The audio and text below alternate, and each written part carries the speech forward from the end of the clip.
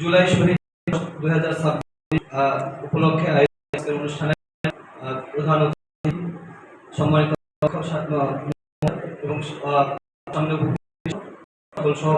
সভাপতি সালাম। শুরুতে শোকের সঙ্গে স্মরণ করি এই উপলক্ষে যে তাদের আমরা একটি নতুন দেশ পেয়েছি।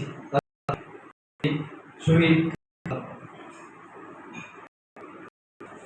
মুগ্ধ ওয়াসিম সহ স্মরণ করছি যে সকল আহত ভাইয়েরা এখনো হসপিটালের বেডে দুর্বিষহ যন্ত্রণায় জীবনযাপন করছে। তাদের আত্মত্যাগের বিনিময়ে আমরা একটি সুন্দর স্বাধীন দেশ পেয়েছি।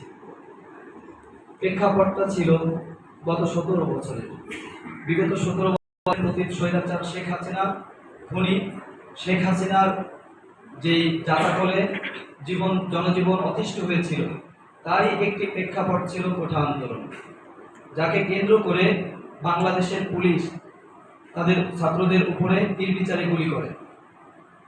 সারা দেশের মানুষ যখন এই বিষয়গুলো দেখছিল, প্রত্যেকের মনের মধ্যেই ক্ষোভ ছিল। পক্ষে বিপক্ষে নানা ধরনের নানা মতের মানুষ ছিল। কিন্তু সর্বোপরি যখন আমি কোনো রাজনৈতিক দলের কর্মী না, কিন্তু যখন আমি দেখলাম ঢাকা ভার্সিটিতে আমারই ছাত্ররা প্রতিবাদের তাদেরকে হত্যা করা হচ্ছে, তখন আমি প্রতিবাদ মুখর হয়ে উঠলাম। আমি আমার মাকে কল দিলাম, যে আম্মু আমরা কি। আমাকে সাহসী একটি শব্দ বলেছিল, অন্য মায়ের সন্তানরা যদি প্রতিবাদ করতে যেয়ে মরে, তাহলে তোমার আমার কোনো আফসোস নেই। সহধর্মিনীকে বললাম আমি হয়তো নিরাপদে টেনশন করব। আমি আমার মেস থেকে বের হলাম, নিজের টাকা আইউবিএটি ভার্সিটির সামনে থেকে এসে বাস অনেক এতটুকু করে সাইজ করলাম, আমার কতগুলোকে আমি বাস দিলাম। নিজে আমরা একটা মিসিং নিয়ে আমরা আসবো। শুরুতে আমাদের মিছিল ভাই বলেছিলেন যে আমরা মিছিল নিয়ে যাব, আমাদের পিছনে আমাদের বোনের নিরাপত্তার জন্য আমরা যারা থাকবো আমরা প্রতিজ্ঞা করব পুলিশের গুলি আমরা ফিরব না, কারণ আমরা পিছনে দৌড় দিলে পিছনের বোনের আমরা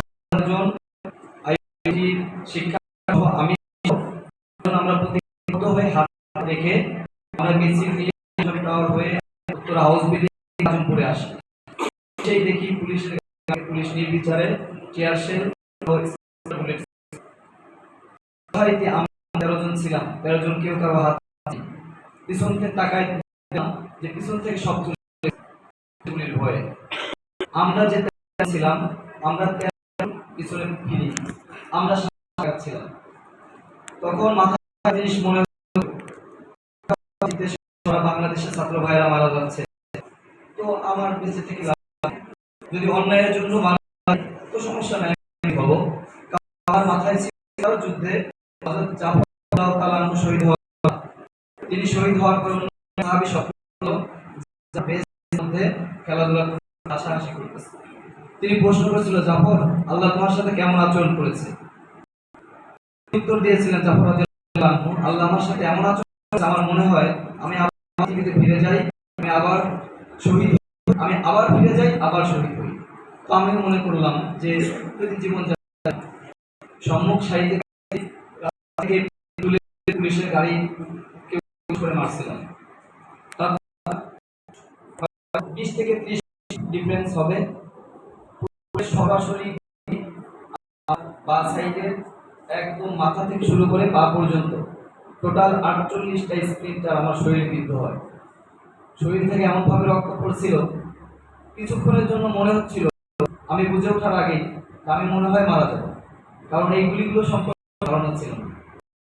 সাথে সাথে বন্ধুদের কল দিলাম, জানতাম যারা এখন আন্দোলনে আছে, তারা আসলো। তারা আসার আগেই ওইখান থেকে আমাকে ধরে নিয়ে ক্রিসেন্ট হসপিটালে নিয়ে গেল। ডক্টর অনেক সাহস দিয়েছিল যেগুলো কিছু হবে না, কিছু হবে না। হসপিটালের বেডে থাকতেই ক্রিসেন্ট হসপিটালে আমারই পাশে 7টা লাশকে দেখতে পেলাম। যে জিনিসগুলো আসলে বলে ভাষায় প্রকাশ করার মতো না। জুলাই একটা আবেগ, জুলাই সত্যি একটা আবেগ।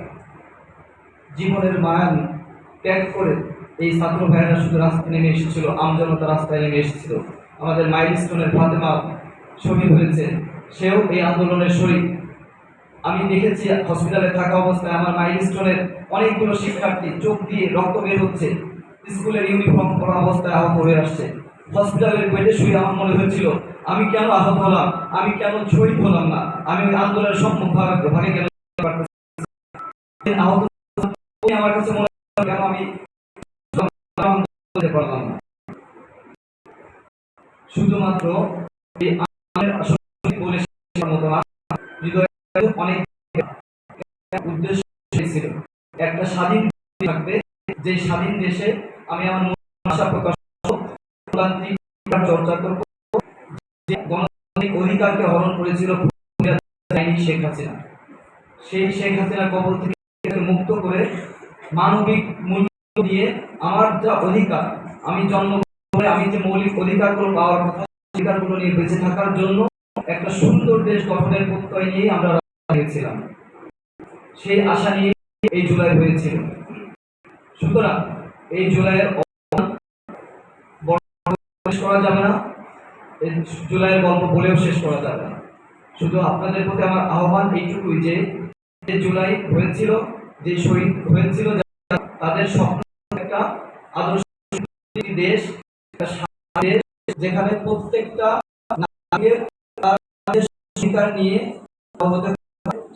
পারবে, তার শান্তি, নিরাপত্তা, দেশের